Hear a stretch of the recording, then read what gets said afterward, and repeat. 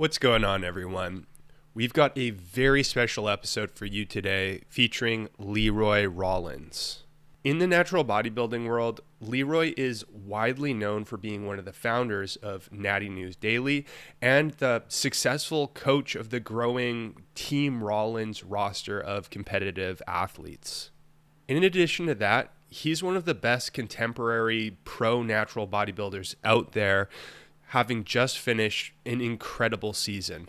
In our conversation, Leroy completely opens up about what goes on behind the scenes in his life, whilst simultaneously coaching a successful roster of clients, hosting Natty News Daily, managing a supplement store, being a competitive athlete, and being a new father and husband. What I think many of you are going to get a lot out of is Leroy is ultra transparent about some of the deep struggles that he faced during his last competition season, sharing some of the darker parts of natural bodybuilding that I think aren't talked about enough. Before we dive in, if you find yourself enjoying the episode, please hit the like button and consider subscribing to the channel. It really helps me out. All right, without further ado, let's get into it. To set the stage for our conversation, you are a top tier elite pro natural bodybuilder. You've just finished, well, relatively recently, you've just finished a pretty big season. And I want to talk a little bit more about that. You are also the owner of a very successful coaching business where it seems like your athletes are coming to different shows almost every weekend. They're placing top 5, top 3. They're winning golds, tons of pro cards going out to your guys. And at the very least, it seems like from an outsider's perspective, they're not only doing well, but it seems like they're having a good time throughout the process too. Yep. And then on top of that, you're also the owner or one of the co-founders of Natty News Daily, which is kind of cool. It's a podcast that I've been watching for years now. Thank you. So there's a lot that I want to ask you about. It's a lot going on, buddy. There really seems to be. So maybe a good place to start is, I guess, what are things like for you right now in this moment, considering we're like right in the heat of the 2025 competition season, like the Yorton Cup's coming up like next weekend. Yeah, there's just like, what is it? The Mayhem's coming up. Like there's a lot of big shows coming up. Like the Worlds is coming up in a couple of months too. That'll kind of be the end of the season, but we're right in the thick of it. So what are things like in your life right now as a coach, bodybuilder? You're running Natty News Daily at the same time. Like, what are things like for you right now? If I could put it in one word, I would call it hectic, but in all the best ways. You know, I do a lot, right? Like you kind of rhymed off all the things, but on top of that, first and foremost, I'm a husband. I'm a new dad. My little guy is a year and a half next month. So throughout all those things that you rhymed off, those things are all, the bulk of my life is surrounded by being a husband and father too, right? So navigating that has been a good challenge this year as well, while also prepping myself, right? So I competed this year. This was my 10th anniversary. I started competing in 2015, so 2025, 10 years of competing. And this year, from a coaching standpoint, has been not only the most successful, like on paper as far as results go, but the busiest. I was this weekend is the first quiet weekend I've had in quite some time. I do tend to travel to a lot of the shows too. Just where I'm located, I'm kind of right smack in the middle of everything, at least locally. Between Toronto, Ottawa, even dipping down to upstate New York, Syracuse, Rochester, and stuff. So I'm very available to get to shows too. So a lot of weekends, are traveling and doing all the things. So it's really good, man. Like I can't complain, right? Like it's busy in all the best ways, and it gets it gets hectic and crazy at times, but I wouldn't change it at all. I love what I do. I love the people I get to work with and the experiences I get to have and share with them on stage, off stage, backstage, like all that. It's phenomenal, right? But it's a lot, right? It's busy. It's hectic. What does a day in the life of Leroy look like? Like, is it because you're training hard? I know you just came off of a season, but you're still training hard. You're coaching clients throughout the week, and then you're traveling on most weekends. It's probably like from the moment you're up, you're going hard until bedtime, and then you Pretty go much. traveling on the weekends. Yeah. Yeah. Like, I mean, when you messaged me about this podcast, right? And you're like, here's times Monday to Friday. And most people don't know this, but I actually work a full-time job too. I work Monday to Friday. I manage a supplement shop here in town. So Monday to Fridays from 10 to 5, 10 to 6, I'm there. So I get up in the morning with the little dude, get him ready to go. My wife and I take him for a walk with the dog, come back, get him breakfast. So that's like 7-ish. Usually we've been up since 5. And then I train at home, and then I go to work. And thankfully, I'm able to do all my online coaching stuff at work, right? So I bring my laptop with me, do all my check-ins, programming updates all through the computer at work, and then come home and spend time with the fam, dinner, the whole 9 yards, pack meals for the next day, and rinse and repeat. So that's usually Monday to Friday. And then on weekends, if there's shows going on, whether I'm traveling or whether I'm coaching remotely, the weekends are pretty busy. And, we've got, I would say the next, what do we now?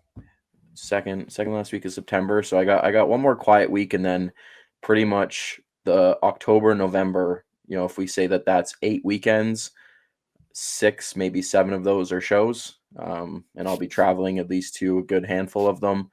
And, I got Mr. America coming up for Natty News. So I'll be going to that to do commentary at the Mr. America. So it's, it's a lot, man. And it makes it hard. Right. And I think people that have, you mentioned earlier that you've been a avid listener, watcher of the Natty News podcast that we do. And, people have noticed that it's been quiet on that front. And it's just like finding time is genuinely the hardest part. Like if I look back to, 2 years ago when I didn't have a baby, right? Dan, one of the co-hosts, he's now in a relationship, but he was single at the time. James, he has 3 kids now, but at the time he only had 2, and they were well managed by his wife, and we were able to do the podcast on a regular basis. But now, just like to coordinate schedules and coordinate timing, it's super hard, because if I look at my 7-day week, I'm like, man, I don't know where I got a spare minute. And when I do have time that I'm not working or coaching or training, I'd like to spend that with my family, right? So it's tricky. But again, it's all good stuff, and it's put me in the position I'm at as an athlete, as a coach, and stuff like that. But yeah, it's a lot. It's making me feel even more lucky that I get a little bit of time to chat with you. Caught you at a good time. For real though, Um, like this was I don't often get asked to come on a podcast. So, when it does come up, I like to do it just because I'm usually on your side, where I'm asking the questions and I'm doing the interviews and stuff. So it's when I can flip the script a little bit and be on the other side of the mic, I enjoy it. So if I can make it work, and we got on at a good time. well, it's crazy because I'm thinking about all of the different things that you do. I think again from an outsider's perspective, they would look in at what you've done from a competitive standpoint and also from like a coaching standpoint. So let's take like just those two things out of, and then take out the work that you do with the supplement, Yeah. the supplement store and Natty News Daily. Just take those two things, or even just the one thing, just like having a successful Yeah. roster of clients. And they think, wow, how does he do that? Like, he must be really busy doing that one thing. Yes. And then Yes. you peel back the layers and you see like, wait a second, there's all this other stuff. Yeah. So it is insane. Next time I'm thinking to myself, man, I feel so busy right now, I'll just think about you and be like, no, it's not that bad. Um, are you, as far as, because you mentioned that this is one of the most successful years that you've had with your clients and your coaching business, is your plan to continue working managing the supplement store? Like, is that the foreseeable future? You'd like to continue doing that? Or is it at a point where eventually you continue growing your coaching business and you'll just kind of naturally switch entirely over to the coaching business? Um, I guess the simple answer is no. I intend to stay there, and there's a few reasons why. Number one, it's an extra income that is very nice to have. Like simply put, like to have that extra money. We're in a position where my wife, she stays at home, right? My wife doesn't work. She stays at home, raises our baby and our future babies, and she had a successful position in the paralegal field before that, right? So then once we wanted to start having a family, it was like, okay, what does that look like? And we both kind of opted to, okay, if you could stay at home, we would like to do that. What does that look like? And that's where that extra full-time income is nice to have, right? So you combine that with coaching and it's like, okay, we're good. The other thing, well, two more things. Number one, or the second one is I'm able to do all my client stuff there, which is nice, right? So I do very little, work at home, and I like that. So when I'm home, I can be dad, I can be husband, I can help out. I'm not sitting on my computer the whole time I'm at home, which I don't want to do, right? So yes, I'm out of the house, but when I do come home and when I'm available in the mornings, when I'm available in the evenings, I can be as present as possible, which is super important to me.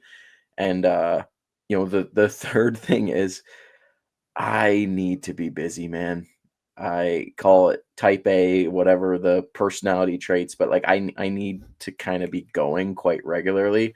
So that's where being, at work, like even if I get, all my client check-ins done, say, my clients get their check-ins submitted promptly in the morning and, 4 or 5 hours goes by and I'm done and it's like, 1 in the afternoon. If I was home, I'd be like, what the hell am I going to do all day? That's where quote unquote working is helpful, right? And I like chatting with people, like interacting with people. It's obviously within the field that I'm in as far as like the fitness supplements, that kind of stuff. It's not like I'm working at like a shoe store, right? So it has its place for me in a couple different ways. So as long as I can manage everything and it continues to put us in a place, financially, lifestyle wise, this and that. It's super low key where if I want to leave early on a Friday and part timers are there, then I'll leave early on a Friday. Or if we have an appointment for our son that I need to be at, and I'll just get the store covered and I'll leave. If there's a show weekend and I got to drive somewhere on the Friday, I get the store covered and I leave. So it's very low stress. It's got its perks, and yeah, that's kind of it fits nicely in my life right now anyways. Yeah, yeah, it sounds like it. Are you the kind of person where it's like you don't work for a little bit and you kind of feel almost like guilty about not working or like antsy or yeah, Yeah, I get yeah, that. it's it's a struggle, Hard man. balance. How old are you? I'm 32. Do you know who Gary V is? Gary I Vaynerchuk? do. He's the Okay. hustle man. So when I was like getting into like the workforce, like I've always worked, I got into the workforce, whatever you want to call it. Like when I was like early teenager, I had a part-time job and this and that. So I've always been someone who would work. But when I got into, personal training when I come out of college and stuff, that's kind of when Gary Vee was like really big and like hustle culture and this and that. And, fast forward to now, I'm trying to get out of that mindset because most of well, pretty much all of my 20s was kind of engulfed in like work, work, work, work, work. If you're not working, then you're falling behind, this and that. And I struggle with that still to this day. Like I like you mentioned guilt, like I really, really do. I think back on when my wife went on and I went on her honeymoon. We had like a 7-day vacation, and by like day 3, I finally like settled down because I committed to not doing any client work, no check-ins, nothing. Like I was like, basically my phone is gonna be turned off for like a week. And the first 2 days, man, like we would be sitting like on the beach and like she would just look at me and be like, just relax, relax, relax. And it's tough. Like it's truly like a mental like ping pong in my head of like, okay, like the work is done for the day. You don't need to do anything. And that's part of like owning your own business too, right? Like there's Mhm. always something you could do, like tack on natty news, or it's like I could probably post something, I could share something. Like there's something that could be done, but it's like, no, you don't need to do that, right? And it's tough, man. Yeah, yeah. I can relate to that. I find that since April, May, I stopped doing anything on Sundays myself, and I find that it's hard to just like Yeah. even if it's like if it used to be just an hour or 2 of something on a Sunday, then it was like that was enough that would be like, okay, but now when I do nothing on Sunday, it's like by the time I get to the end, I'm like, "Oh boy, I hope that, things are gonna be okay." Yeah. So and Yeah. that's just 1 day a week, but I can imagine that, like, for you, finding the balance is from what you described, it must be tough. Do you when you say that, like, it's something that you struggle with or it's something that, like, you're working on, what are ways that you work on that? Is it something where you just kinda, like, force yourself to do, like, things like you mentioned, like, go on vacation or, like, you Yeah. force yourself to take a day or 2 off? Um, or what strategically have you done to kinda work on that? Having a child has been a blessing in that sense because it's almost forced it, right? Whereas like I can't like play with him on the ground while doing like check-ins on the side or like posting something on Natty News, you know what I mean? And I don't want like I want to be present, but it also like forces you to be present and interacting with them. So, I really try to the first I really try the first hour of the day not to touch my phone from like a business, social media, that kind of stuff. Like if I want to listen to music or whatever, if I'm gonna go for a walk or go out on the bike in the gym, like I'll put stuff on. But that that first hour of the day I try to own, and then I try my damnedest that when I'm done. So when I'm done at the supplement store, right, 5 6 p.m. and I come home, I try to like the work is done, right? Ideally, like every check-in's done by that time, well before that time, ideally. I'm done work at the store. So that means this thing like doesn't need to exist in my world because my wife is here, my kid is here. No one else should need me, right? And obviously there's situations like if I have clients on peak week that I'm like working with on a daily slash multi through the day basis that like my job is to communicate with them through the day. Obviously I have flexibility with that, but I'm trying to put like some hard and fast rules of like these are your work hours. You don't need to work 24/7. You don't that serves you no purpose. So, and then weekends, right? Like you mentioned, like having Sundays, I my Monday to Friday is nuts with work, but I don't do any check-ins on the weekend unless I have to. Like if there's someone who's for whatever reason like couldn't check in yesterday and they're like, "Hey, can I check in Saturday? Like I just had a crazy week." Sure, no problem. Those situations, like time and place for them, or if someone's competing, but I try my damnedest, man, like Saturday, Sunday to do like no work as much as I can. Right. Well, crazy. I wanna ask you about the prep that you just finished, the competition season, and I think that this kind of will segue us into that considering throughout that prep, and we were talking a little bit off air that maybe you faced some unique challenges with this last prep and Yeah. having your baby and having all these hats that you wear at the same time. So to kind of preface this, from what I've learned from you in this last season that you did, and you would have just finished within the last 2 or 3 months, right? Yeah, my last show was the first week of August. So yeah, we're a month and a half or so removed. Right, okay. So, from what I've learned from you, I think you competed at 3 shows, Toronto Championship, the Hercules Pro, and the Canadian Nationals, Yeah. and you kinda just cleaned the floor. Overalls for the first 2 shows, and then the last one, you got the, um, gold in lightweight, Yeah. open, and then Class A, classic physique, right? Yeah. So, like, you just incredible. And then also too, I'll make sure to pop up a photo of your physique on the screen somewhere to give everyone who isn't already familiar with like what you look like when you're on the stage. But like from as a competitor myself, I look at a competitor like you and think, "Holy crap." So like this is what I'm thinking when I see like your level of physique, and this isn't, just bear with me for a second here. Um so tons of muscle from like my perspective, tons of muscle, insane symmetry, and then also the conditioning, like the hardness. So, and that's something that I think a lot of natural bodybuilders look at and they like that is their ultimate goal. I'll just speak for myself is like, how do I get that kind of hardness, that kind of conditioning where it looks like literally everything's like this? That's what that's what it looks like. Yeah. And I think that's actually what it's like. That's the ideal, right? Is you get like as close to essential body fat levels as possible, or at Yeah, least make it look that way. for sure. So you clean the floor, you have a pretty incredible physique. You're putting on you wore all of these hats throughout that prep and accomplished all of that. So I'm wondering, can you talk a little bit about that prep? Like what did it take to reach that level of success? And also too, another thing that I want to point out is I think I followed you along in your it would have been like 2022 or 2021, I think would have been an earlier prep. 2022 was the last season, yeah. And I remember thinking at the time, like, holy crap, I'm thinking the same thing. Like, whole like from another planet, you are from another planet. And then comparing even what you look like in this past season versus that one, like there's dramatic improvements. Like you built a significant amount more muscle between seasons. And like you looked like tighter, harder, like just better. Yep.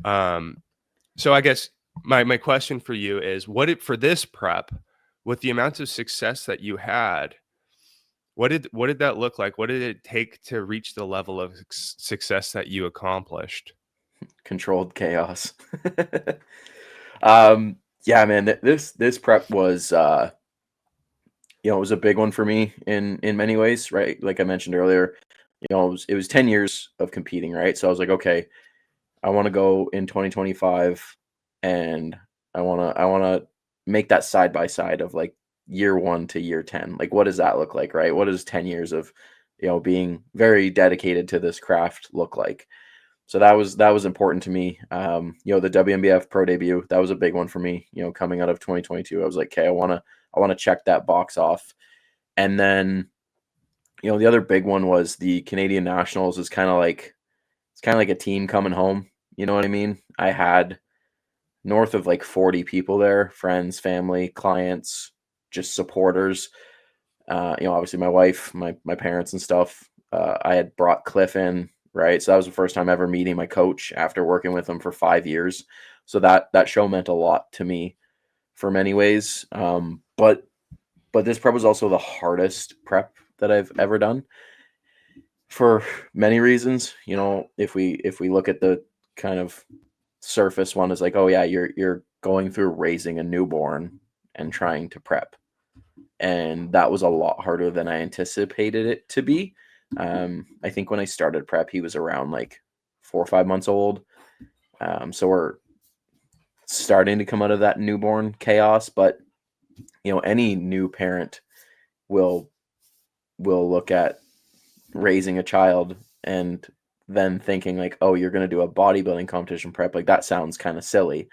But, at the time I was like, how hard can it be? Very. The answer is very, very hard. But another thing that like I don't really think I've talked about to many people, definitely not publicly, is this prep and bodybuilding in general.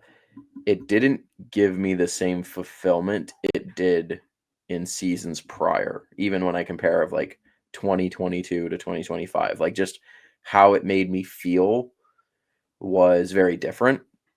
And I think that just reflected in the struggles I was having, where it's like, when you're still very deeply motivated and getting that fulfillment of the process, and it's hard, you're like, but this is it. This is worth it. This is worth it. Like when I was going through it and getting the feelings of like, man, like I just want to go out for dinner with my wife, or man, like I'm absolutely exhausted. And my child, like I come home from work and my child's like, oh, I haven't seen dad all day. Like I want to play and be interactive. And like the last thing I can do right now is like stand sometimes because you're just so fatigued.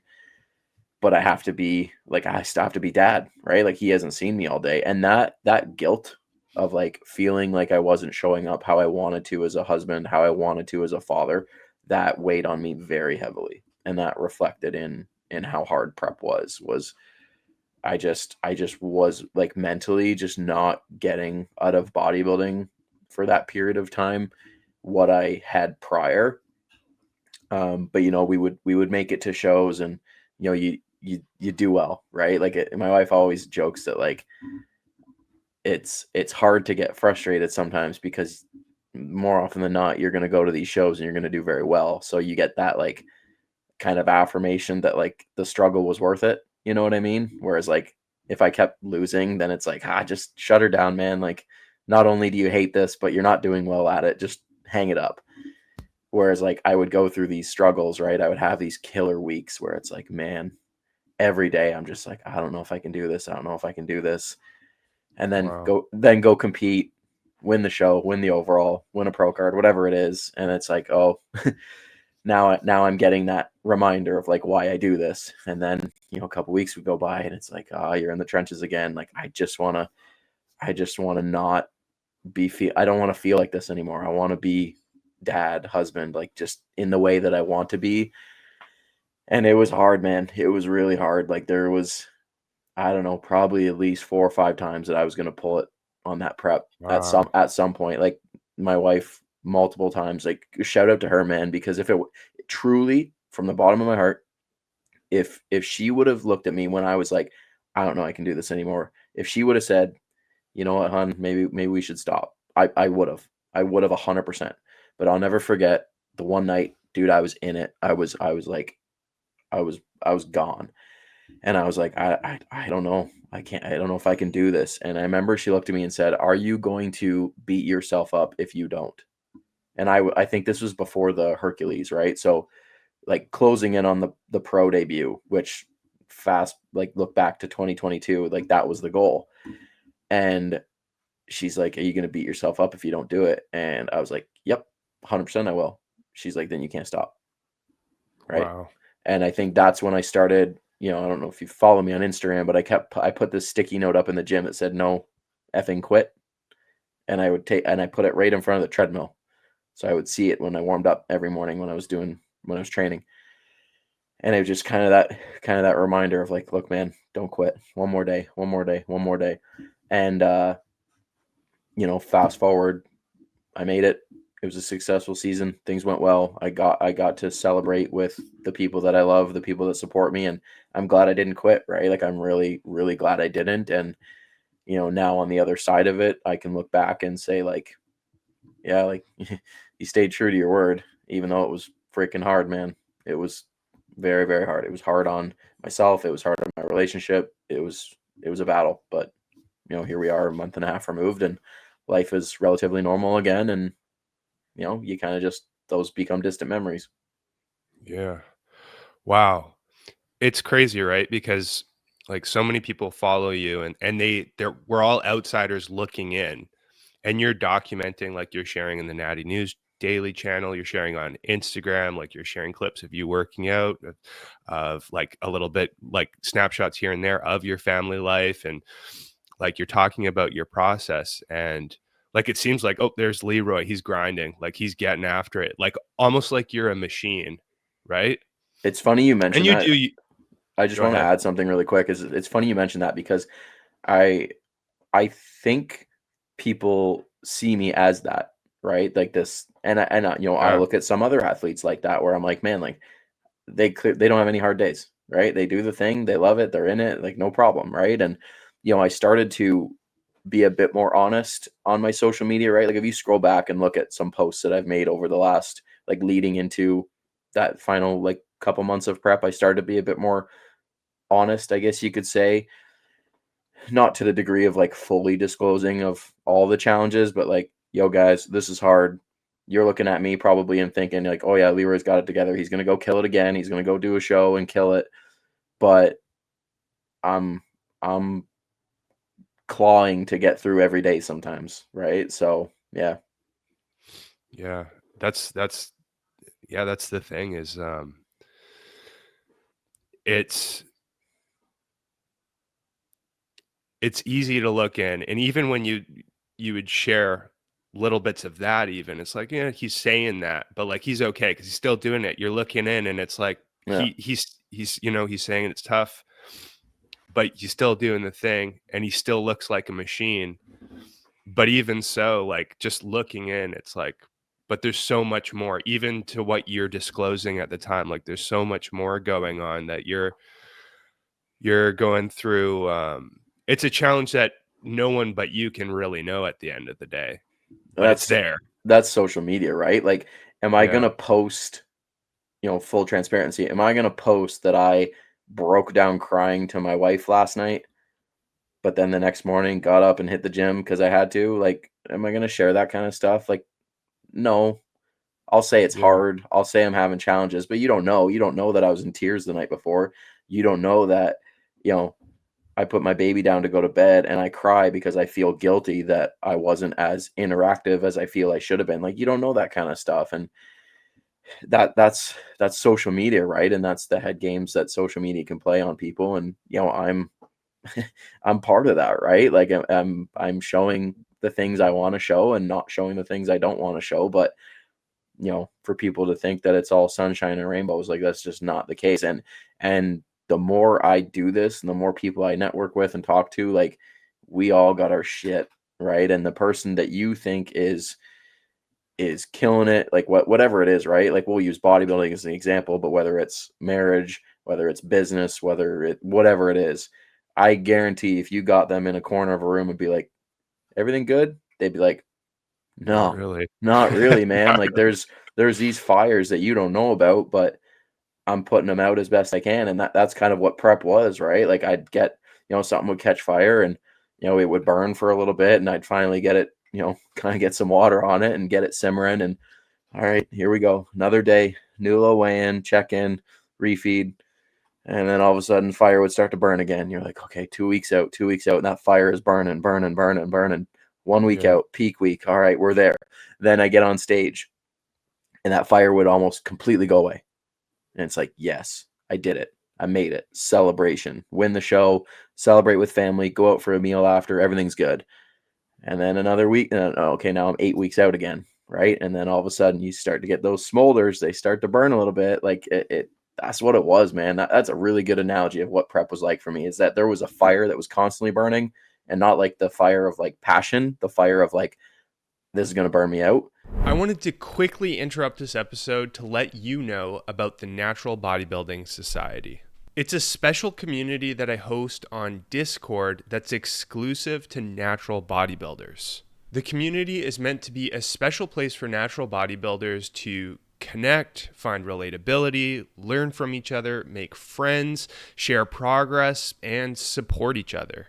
If you're a natural bodybuilder watching right now thinking, hey, this sounds pretty sweet, then you should join. Just hit the link in the description below, join the group, and I'll see you in there. And I would get it to where it was about to consume me and I would get some water on it. And then it would start to heat up again. And I don't know if I can do this. This fire is going to catch me. I'd get some water on it, whether it's competing, whether it's a refeed, whatever it was. But that's kind of what prep is like.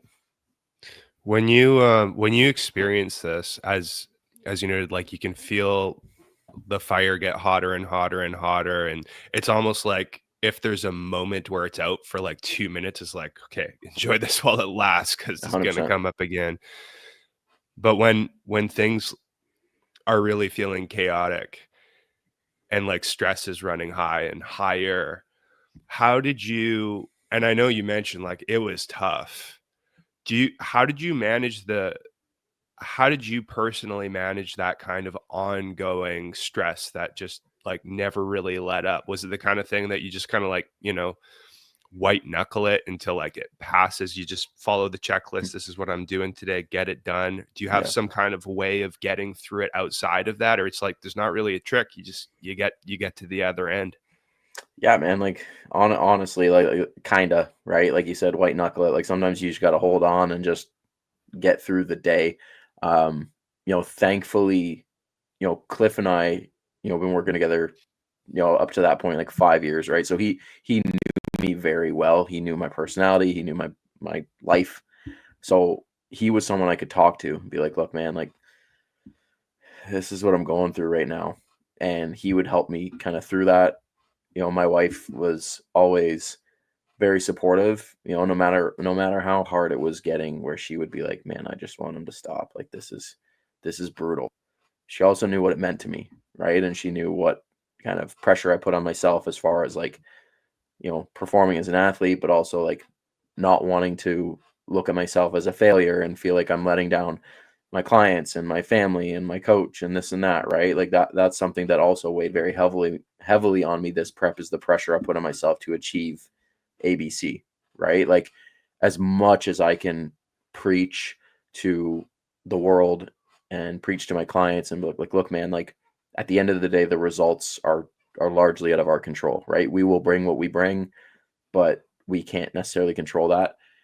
I I struggle with that. I really do. Like I want to win, right? I want to go and do the damn thing and win, right? So you combine that very heavy load of wanting to perform and then that fire burning of like every day is a chore sometimes, like it is tricky, right? So between my wife, between Cliff and you know, kind of just grinning and bear it. Like I wish I had tips and tricks for people that are going through it, but I don't, because some days it was just like watch the clock, right? Rinse and repeat. Go to bed, do it again. Yeah.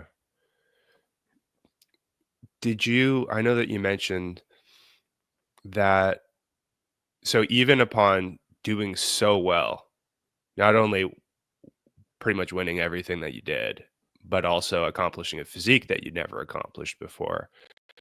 Despite that, you mentioned that you didn't get the same kind of fulfillment that you have done in past competition seasons. Mhm. So where does that leave you right now? Like, thinking you've had about a month and a half since finishing the season, maybe you've had a little bit of time at least to decompress, at least Yeah. from the prep itself. Yeah. Like, where does that leave you now, thinking back on it? Like, do you, what do you want to do with your bodybuilding in the future? Like, are you going to give yourself a nice long improvement season? Are you thinking like, hey, I need to actually, I'm not even going to plan when my next season's going to be. I need to really decompress for a little bit. Or like, where does that leave you now as far as that goes? Yeah. If you'd asked me that like at the end of prep, I was pretty confident that this was it for me from a competitive bodybuilding standpoint. I'm gonna train, yes. I'm gonna eat the way I do, yes. But as far as like, am I going to go through a prep again in the future? Probably not. Get to the other side of it, and then you can kind of get a clearer head of what that might look like. You know, if I do compete again, it'll be a long time, just because I want to get done having a family, and I don't want to go through that with young kids. So I'm thinking, okay, if we do have two, maybe three kids, and by the time they're 3, 4, 5, 6 years old, like we're talking probably no less than 7 years from now of when I would be even remotely considering stepping on stage again, right? Um, I, I I'm very goal oriented. So when I was going into my 2022 season, there was goals I wanted to check off. When I was coming into the 2025 season, there was goals I wanted to check off. And one did not get checked off, which was the IFBB Pro card. I had won the class and I was second in the overall.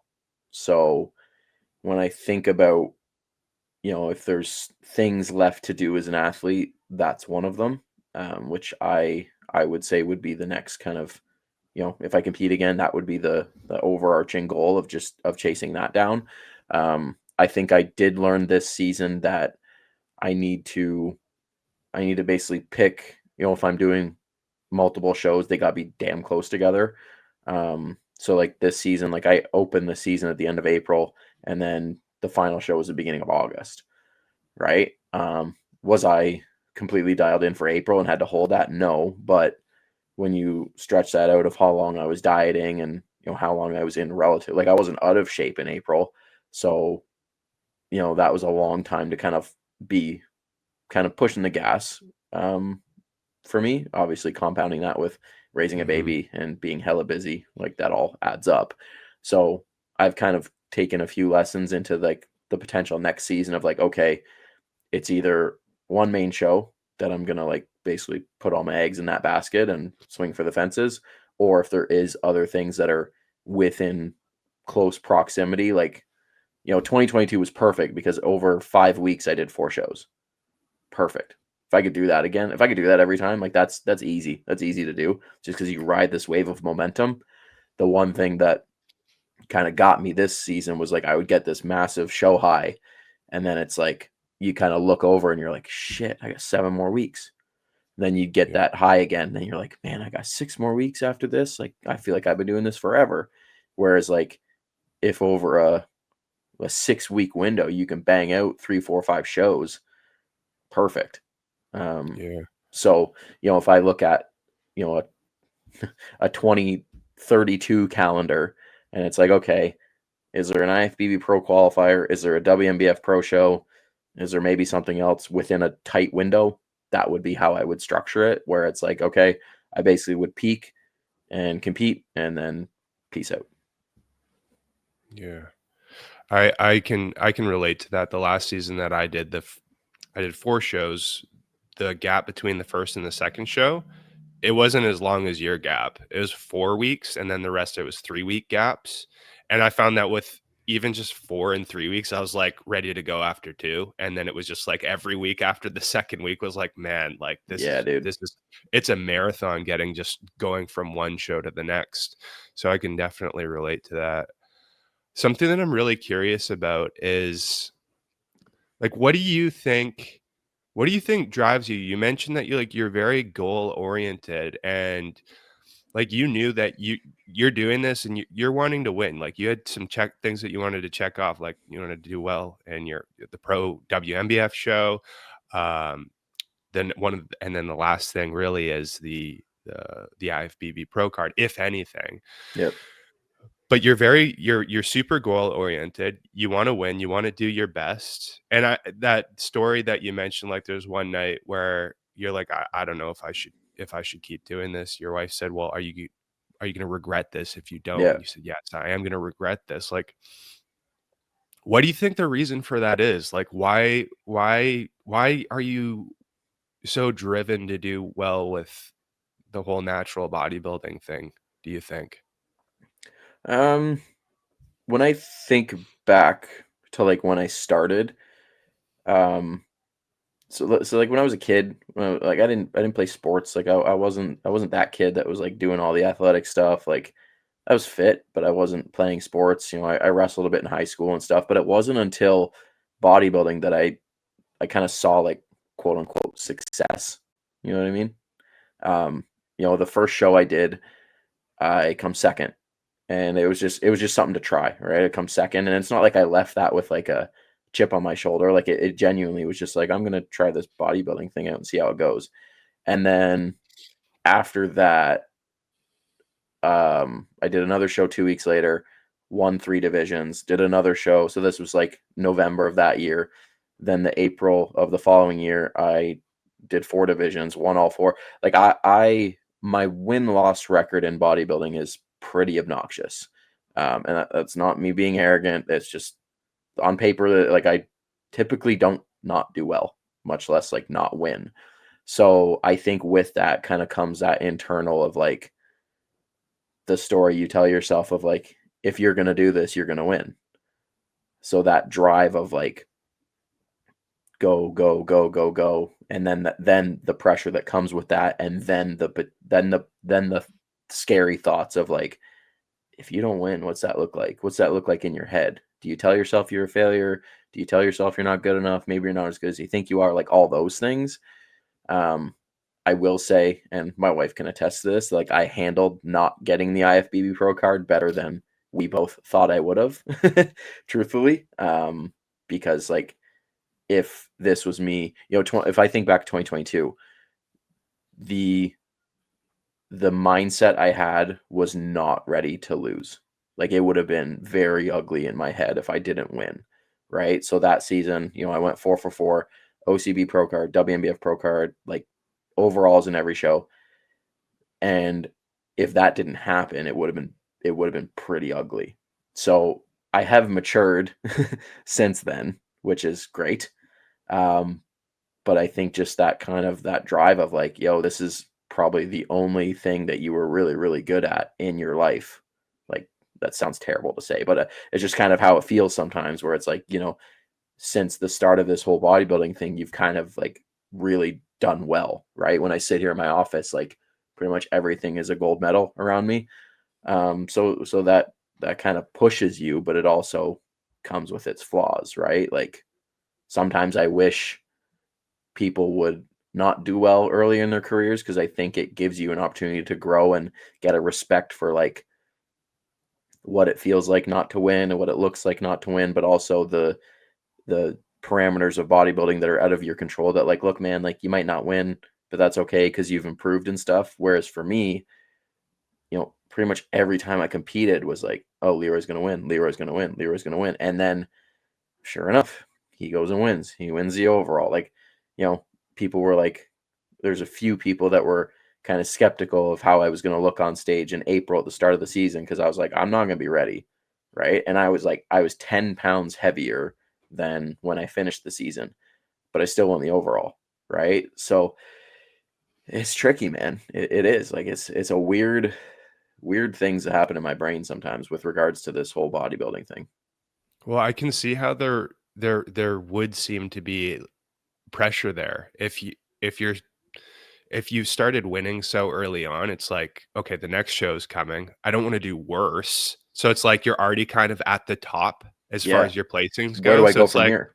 yeah, it's like you have no wiggle room. You're already kind of like the champion of one show. So it's like, what? I'm going to come second in the next show. So like I can see that being like a really difficult thing to manage. Yeah. Um, there's something else that I'm really curious about. You mentioned that this was the 10-year anniversary of your competitive life, and I can imagine you're probably lifting weights years before you stepped on stage for the first time. So you've been Yeah. into bodybuilding before you were into actually getting on stage. But something that I'm curious about is like why did you stick with natural bodybuilding?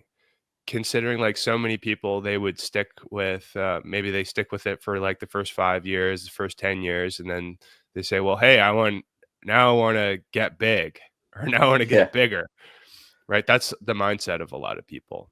Yeah. Yeah. What was it for you that kept you on this track? Like, hey, I'm going to just get really good at this thing. I'm not going to go down the other path. Yeah.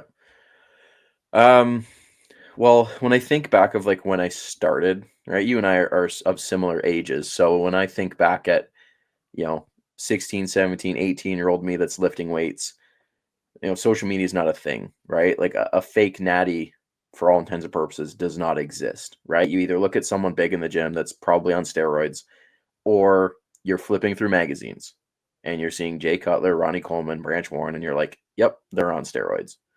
And I didn't really have any aspirations to look like that. Like that didn't really excite me. I drew motivation from them and inspiration, but there was no part of me that was like, I want to be that freaking big. Like that didn't cross my mind. I go through college, a couple buddies lifting and, you know, you want to maybe dabble in that, like maybe. And I was very close actually. When I think back at college, there was me and a buddy that we were the gym bros, right? And we were close to pulling the trigger. We really were, but he bailed. And had he not have, we probably wouldn't be having this conversation right now. But he bailed. Wow. I wasn't going to do it on my own, so it never happened. And then, kind of getting into competitive bodybuilding at 21, it was like, okay, I'm gonna give this a go and see what happens. And again, like there just wasn't the exposure to, like, it was either I'm gonna look like this or I'm gonna hop on steroids and look like Jay Cutler. Like there was no in between, which I think for my 21-year-old brain was kind of a blessing because I didn't want to look like that. So it was kind of like I don't want to jump on stuff and look like that because that's not attractive to me. Whereas now, if we look at social media, there's some guys that are, if 18-year-old me saw this dude that was like 5'9" and 185 shredded, like I'd be like, shit, what's that look like? Well, it's a little bit of this, a little bit of that. Well, that doesn't seem too bad. So thankfully at the time that world didn't exist. Then, getting into competing, I remember my first kind of understanding of who like Alberto Nunez was. I think a lot of people my generation, saw him as an inspiration. That most muscular that's famously posted around of him just shredded to the gills but natural. You start to go, okay, well, I could maybe do this naturally and look pretty good. Um, and I was never a drinker. I never got into like recreational drugs in high school, college, and that kind of stuff. So the the guy that doesn't drink beer is going to shoot himself up with needles like that. That typically doesn't go hand in hand together. So it just was never attractive to me to do that. Um, the legal ramifications. Like I was a good kid, so the thought of like doing an illegal drug also turned me off. And then, I had these thoughts at a young age of like, imagine I have to look my future wife in the face because I've done these things that have damaged me hormonally that we can't have kids or it's a hard thing to have kids, right? Like those thoughts crossed my mind at like 21, 22. I didn't even know who my wife was at that time, but those are things that crossed into my head that I'm like, okay, if I make these decisions now, they might look pretty ugly 7, 8, 9, 10 years from now. So there were a lot of reasons I didn't do it. And I'm forever grateful that I didn't because, people ask me now, they're like, look, man, like, you've been doing this for a decade. Like, just imagine what you could do. Zero, like no desire to ever go down that path. Yeah, that's interesting. Honestly, I can relate to most of that. That's kind of been my thought process too. Just haven't wanted to look, haven't haven't wanted to kind of be almost like stuck in a body with that much muscle. Yep. Like Branch Warren, Ronnie Coleman aside, like even the modern classic physique Olympians now, like the Chris Bumsteads out there, like he's still a muscle monster compared to us, Yes. significantly so. But I like even for myself, like I wouldn't want to carry that around. And like you mentioned, the health connotations that could come with that, how that would affect you hormonally after the fact. There's like there's an effect afterwards. Yep. I'm wondering if I can share a thought with you and then get your opinion on it. And you can like this is just my opinion, and you can Hmm. push back on it if you'd like. I invite it. All right. Um, but I think I think the whole natural and enhanced bodybuilding worlds are mixed up. I think it's weird. So like the mainstream population is more so fixated on bodybuilding, which is actually enhanced bodybuilding, right? If you hear bodybuilding, the first person that most people are thinking of is going to be Chris Bumstead, Hmm. or it's going to be Sam Sulek now, or it's going to be some enhanced bodybuilder. Like that's the overall impression that it has. That's kind of what most people are familiar with. And it's the reason I think it's kind of backwards is you think about what that sport actually is. It's weird, right? Because they're pushing. Like it's not like they have incredible work ethics. There's no doubt about it. Like there's no doubt about that. But it's weird because it's not, this is just my thought process. It's not really, they're not seeking human potential. It's artificial human potential because they're using something else to take things past what they would be able to do naturally. I mean, it Hmm. goes without saying they're enhanced. But that seems like when you take a step back and you look at it, you compare that to any other sport. Like look at Olympic weightlifting in the Olympics, right? It's like they're all the Olympic sports. They're all, to my knowledge, like they're tested. You can't be taking things when you're in the Olympics, for example. I think it's under WADA. And like it seems like bodybuilding it's an anomaly and that to do well in bodybuilding, you need to be like the IFBB I'm referring to. You have, which is what most people are familiar with. You to do well, you need to be enhanced. Yeah. And I think that's weird. And I think it's backwards in that. So natural bodybuilding, we do take it to our real human potential. So it's more like any other sport. And like you noted, I agree. This is my thought. I think most people, when they want to get in shape and accomplish an incredible physique, like a top level, a high level natural physique is kind of what most people would want anyways, more Yes. than to look like Chris Bumstead. Yeah. So like, I think there's a mix up. Like, it's like people don't even know that there's this natural bodybuilding thing, which is a more real human thing. It's not artificial. You're actually reaching real human potential. Plus, it's like what most people like. That's what it looks like, means to look like a real Greek statue, right? And I think it's just kind of backwards. And this is the other thing I was thinking about, and it was the way that this came in, that the thought sparked when I was creating YouTube thumbnails, because I'm trying to fit in the word natural bodybuilding into YouTube thumbnails, and it's really awkward to fit. It's Yeah. like a huge long title, Yeah. natural bodybuilding versus just bodybuilding. I'm like, this is so stupid. Like, why do I have to put natural bodybuilding every time I'm talking about Yeah, this? It man. should be this. Think about this.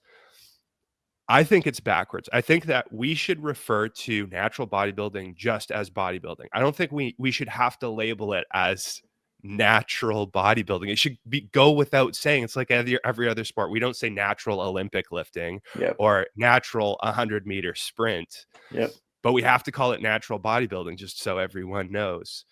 And I think that that's kind of backwards. And my hope is maybe like within the next 50, 60 years, maybe that can somehow switch so that natural bodybuilding can be referred to just as bodybuilding, and then the enhanced world they can keep doing their thing if they want to, but we just call it enhanced bodybuilding, and that's the differentiation. Then I can take natural bodybuilding out of my YouTube thumbnails and it'd be less complicated. But anyways, like, have you thought much about that? Like comparing the two worlds, the popularity of enhanced bodybuilding versus natural bodybuilding, and like, do you have a desire? Is there part of you that wants natural bodybuilding to be more popular, for people to be more aware of it, especially considering like your own drive to do well in it and your love for it? What are your thoughts on that? Yeah, I mean, it's funny you mentioned that natural versus like bodybuilding kind of thought, because I've had that a bajillion times, and I wholeheartedly agree with you. Like, I think it's kind of weird that there's bodybuilding and then there's natural bodybuilding. Like, I wholeheartedly agree. Like, when you look at it from the outside, it should be flipped, right? It should be bodybuilding and then enhanced bodybuilding or supplemented bodybuilding, whatever you want to call it, that hurts less feelings.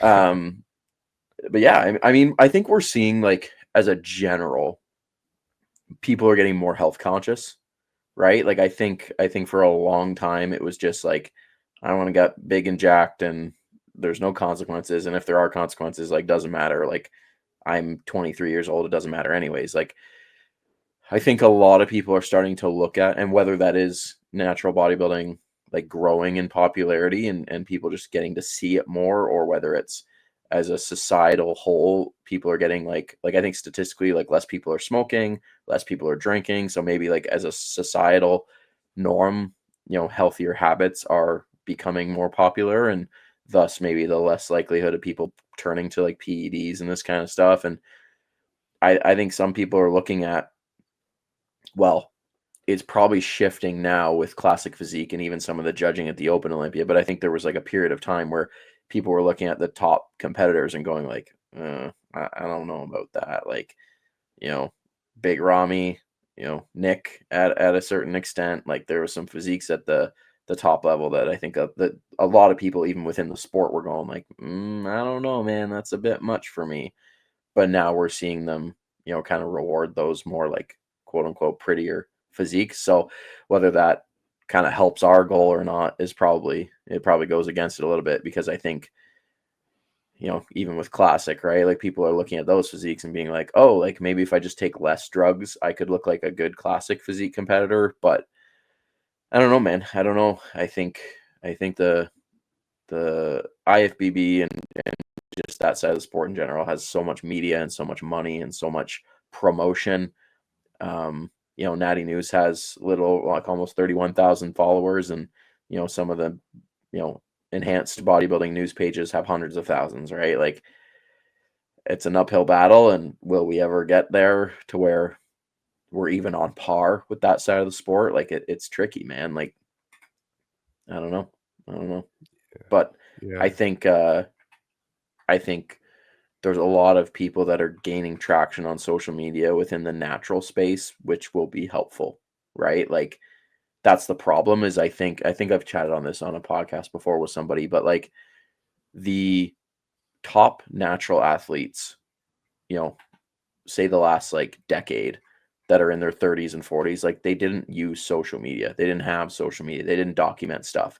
So people didn't see what a great natural bodybuilder looks like on average, that's like 38 years old winning the world title, right? Because if people did see that, they'd be like, shit, that's damn impressive. But they didn't see that. But now I think over the next decade, the next 15 years, when you have like our generation that's, been competing in their 20s to 40, that have shared the process and shared the journey and built followings, like, I think then you'll see like natural world champions and natural figureheads in the industry with like hundreds of thousands of followers, right? Like, I think, when I think of people in, unfortunately in North America, we're still kind of uphill a little bit, but like in the UK, in Europe, in Asia, like, there's some guys that have like hundreds of thousands of followers that are natural competitors, that are, exposing people to what is possible naturally. So if you stretch that out over a decade, then maybe the 15, 16, 17-year-old is following on social media a large majority of natural athletes, because they're like, whoa, like, that dude looks crazy. And you can see that he's been doing this for 15 years without drugs. And it's like, okay, like, hopefully they find inspiration in that. You know what I mean? Yeah. I just think like, go ahead. No, I was just gonna say, I think that like the work that you do personally, so like we can ask ourselves a question, well, what can we do personally to like help grow the sport? So like what you mentioned, like each individual having, social media is its own thing, but that's one way, is like that spreads the awareness of the sports, each athlete being exposed on social media to a wider and wider audience. But what I was going to say was, like, I see someone like you have a roster of clients that seem to not, they don't only have great placings, like they're winning pro cards, coming top 5, top 3, winning gold medals, but also like it seems like they're having a good experience too. They're having a good time, and there's just more and more of them. So like it Yeah. goes, that credits what you're doing as something that's really helping to develop awareness, I think, Mm-hmm. and the appeal of the sport, which I think is really cool. The other thing too is I've heard Israel, Dr. Mike, talk about epigenetics. So like this is the whole AI, the future of technology, looking the next 10, 20, 30, 50 years with like epigenetic research. Eventually they're going to do, I don't know, like gene splicing, where basically you can do something and you're just going to be muscular. I don't know how it works, like the whole energy balance of calories and Yeah. whatnot, how that whole process works, how the physics actually, the chemistry adds up. But I've heard it theorized that they'll be able to, not just with PEDs, like with steroids, they have negative side effects. There is a very real negative trade-off that you have to be very careful of if you're going to get the trade-off of building bigger muscles by taking those kind of drugs. But with the kind of epigenetic research that he's talking about, is like basically there's no consequences. You can splice your genes up, you can be muscular like a bodybuilder, and then everyone's going to be jacked and lean. I mean, the science is, I don't understand it. I'm not a big science person. I don't understand how like calories play, and like, so if I eat like 10,000 calories, I'm just Yeah. gonna like gain 10,000 calories worth of muscle, or like is it just gonna go through my system, or like how does that add up? But anyways, let's say that does happen, and, you know, everyone's super jacked. Like, you know, eventually it'll be budget friendly for the vast population. Everyone's going to be lean. Everyone's going to be jacked. Then the whole fitness thing's just going to be boring at that Yeah. point. Because that's my thought when I first heard him talk about that. My initial response was panic, was like, shit, I really love this thing and they're going to make it boring. You don't have to work for it. And that's part of the magic, is like, we actually have to work to accomplish this thing. And he's talking about it like this, it's this amazing thing, which is fine. I mean, that is very appealing to a lot of people, but it's not, it wasn't appealing to me. I was horrified. Yeah. But, you know, it was someone else that introduced this idea to me, and I'm kind of like connecting the dots. I think that let's say that this does theoretically happen. I think that might actually spark more of an interest with natural bodybuilding, because at that point, the hardcore, cool, interesting, worth watching thing to do is like actually accomplish the whole muscle growth physique thing without the cheat codes and just being able to push a button and get super jacked. I don't know if you've looked into any of that stuff before or thought about much of it, No, but it's news to me, man. it's probably not worth speculating too much. You know, things will just happen. But I'm curious what, with the success that you've accomplished with your business, with your clients, what's your goal with that? You mentioned the challenge of your last prep. You still did really well, like incredibly well. It was an incredible challenge. You did incredibly well. You're thinking like, if I'm going to compete again, it's going to be a while. It was a different experience that time around, but you've still got this amazing coaching business. What do you want to do with that? Where do you want to take that?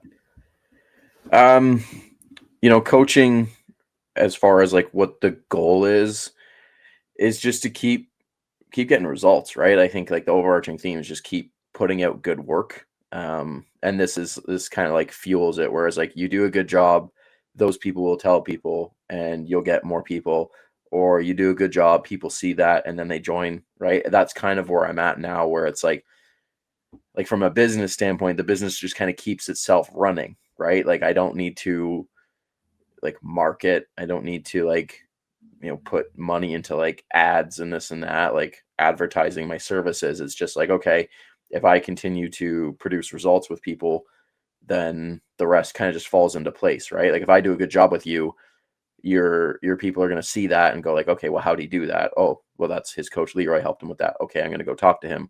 Or you know, I do a good job with you and you tell everybody under the sun, right? You're like, hey man, like I got in the best shape ever. Leroy helped me do it. Then new clients. So for me, it's like, okay, I want to continue to produce good results first and foremost, but then it's like, I want to take people to that next level. So what does that look like? Well, you know, my client Euro this year, coming into the season, WNBF Pro Card, right? He's been a client of mine for 3-4 years now. And, you know, we come out of 2023 and we were like, okay, what's the next target? Well, WNBF Pro Card. Now we're going to Worlds. Alex, who you had on the podcast just recently, right? Coming into this season after he had a rough go in 2022. And you know, thankfully he reached out to me, and that was a prime example of what I'm talking about right now. Is Alex saw my work, saw my results as an athlete, right? I'm sure that kind of turned his head too, and was like, okay, I'm going to talk to this guy because clearly he knows what he's doing. And fast forward, you know, however long it's been, year and a half, close to 2 years now, and he's, you know, pretty much gone undefeated this season, multiple pro cards, overall wins, this and that. So I want to take people to whatever that next level may be for them, right? Whether that's going from 5th to 3rd, 3rd to 1st, 1st to overall to pro card, pro color to world stage. You know what I mean? Like I want to be that for people. And I've always said this, and this is something that I think Cliff kind of helped me work through one time, was like, I like the idea of being a career coach for people. You know, if I can take like my client Ural, who won the pro card at WNBF Ontario, he has been with me since he started bodybuilding, right? Like as soon as he was like, I want to give this bodybuilding thing a shot, like competitively, right? Always been in the gym, an avid weightlifter, but never competitive. So I've had him from ground zero to now WNBF Pro Card to now going to WNBF Worlds.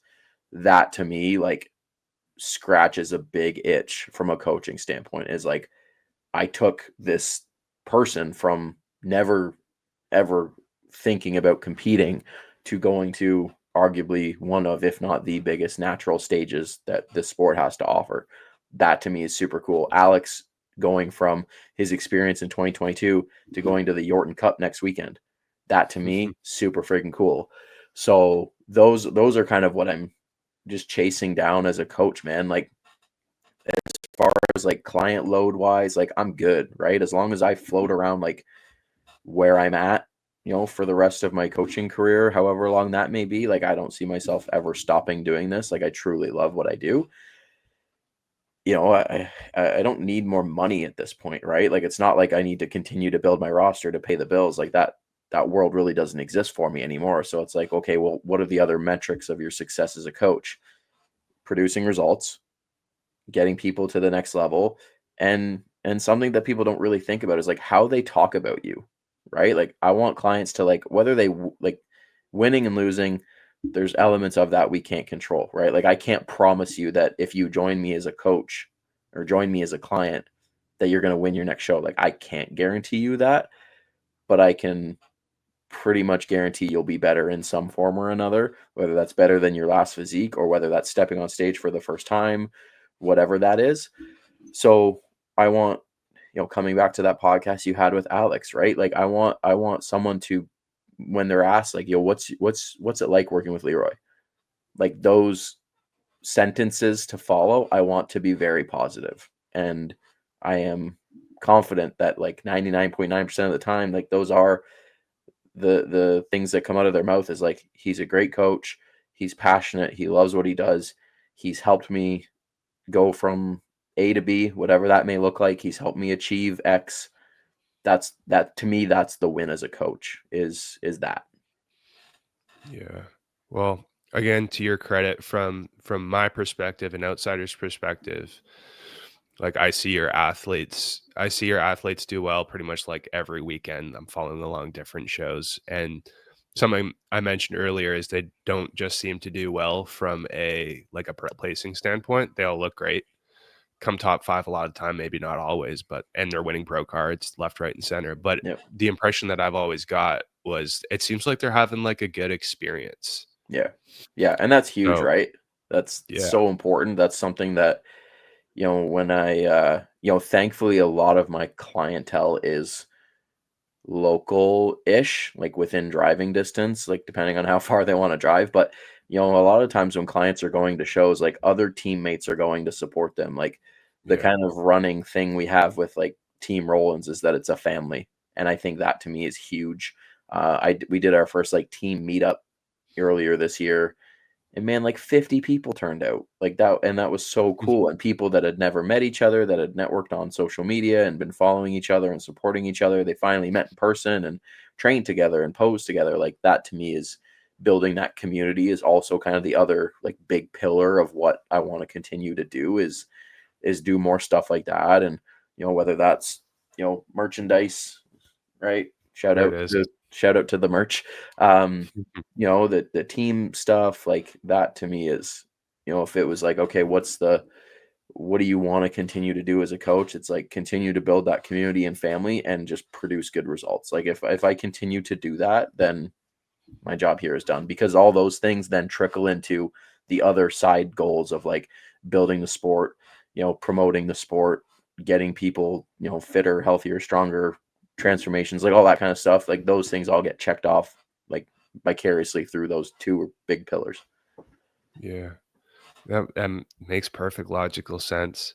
I think a lot of people do it the other way around, right? You were talking earlier about like marketing and paid ads and that sort of thing. I think a lot of people do it. They put the cart before the horse, which is, you put everything into learning how to put money into advertising and Yep.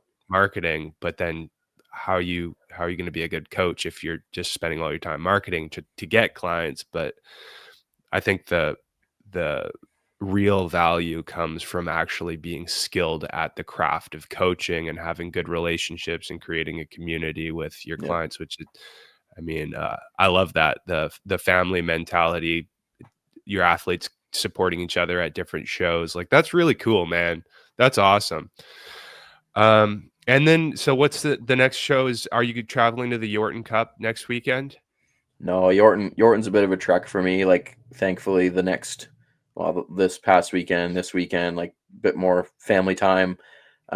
Yorton's a trek. Like, it would have to be like a Friday to Sunday gig for me. So I'll be coaching remotely from that, and then heading into October, be going down to Mr. America for Natty News. That same weekend is the WNBF Calgary Pro Am.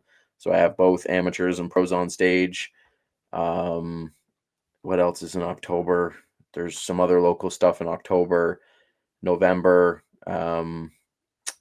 November, there's 3 or 4 shows, a local CPA event, the King Kong, which I'll be going to. I always have a big team for that, so we go into that. And then I think the week or two after that's Worlds. So my wife and I will be flying to LA because I have 2, maybe 3 pros competing, 1 amateur. So it'll be Friday to Monday for that.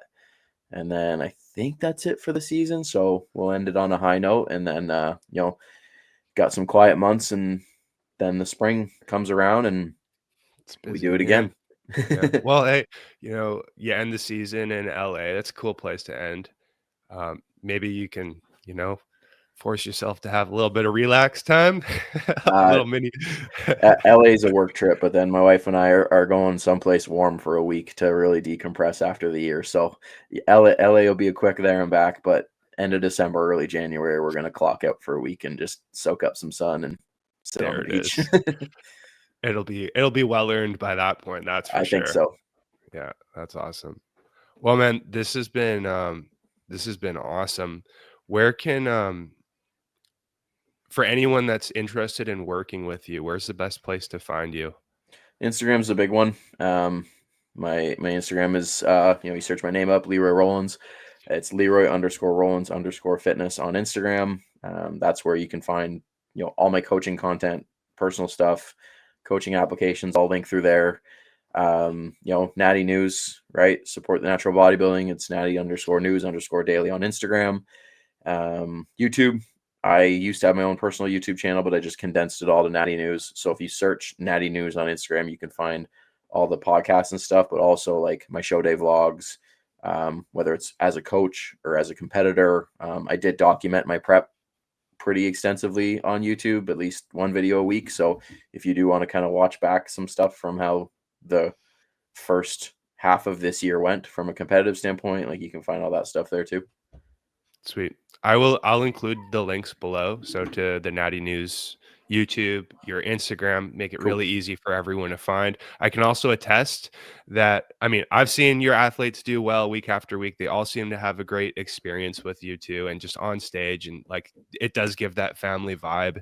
And also that I love the Natty News channel. I've been watching it for years, your personal vlogs, but also like the coverage you do on shows and interviewing different athletes. I really love it. So for everyone that's interested, links are in the description below. Nice and easy to find for you. Thank you so much for this. I'm really grateful to get to steal just a sliver of your time. You've been really generous with it. So, and yeah, I've really enjoyed our conversation. Back at you, man. I appreciate you having me on. It's like I said, it's a pleasure. I love to chat about the sport we love, right? So if this helps somebody, gives people some inspiration or some clarity if they're struggling, that they're not alone in the fight, well, then we've done our job.